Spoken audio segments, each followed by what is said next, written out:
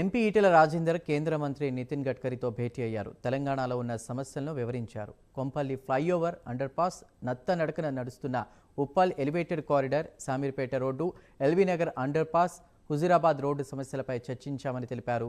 హుజూరాబాద్లో Singapore, Rampur, Rangapur, పెద్దపాయలపల్లిలో రైతులకు ఇబ్బంది లేకుండా సర్వీస్ రోడ్డు నిర్మాణం చేయాలని కోరామని తెలిపారు. సమగ్రంగా మరో సమావేశం ఏర్పాటు చేస్తామని కేంద్ర మంత్రి హామీ ఇచ్చారని ఈటెల రాజేందర్ తెలిపారు.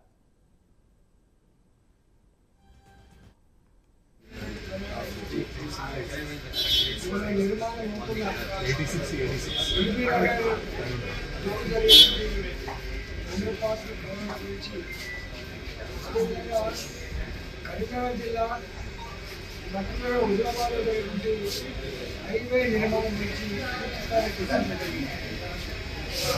హైదరాబాద్ లాంటి న్యూలీ ఎక్స్పాండెడ్ విశ్వనగరంగా పేరు పొందుతున్నటువంటి హైదరాబాద్లో ఈ అండర్ పాస్ నిర్మాణం వల్ల పెద్ద ఎత్తున రోడ్లంతా కూడా మట్టితో నింపబడి గోడలు పెట్టబడి ఇవాళ సిటీ అంతా డిస్టర్బ్ అయిపోయిన ఆస్కారం ఉంది. కాబట్టి ఎక్కడైతే నగరాలు డెన్స్ పాపులేషన్ ఉన్నదో, ఎక్కడైతే బిజినెస్ పెద్ద ఎత్తున కొనసాగుతుందో అలాంటి జాగాలలో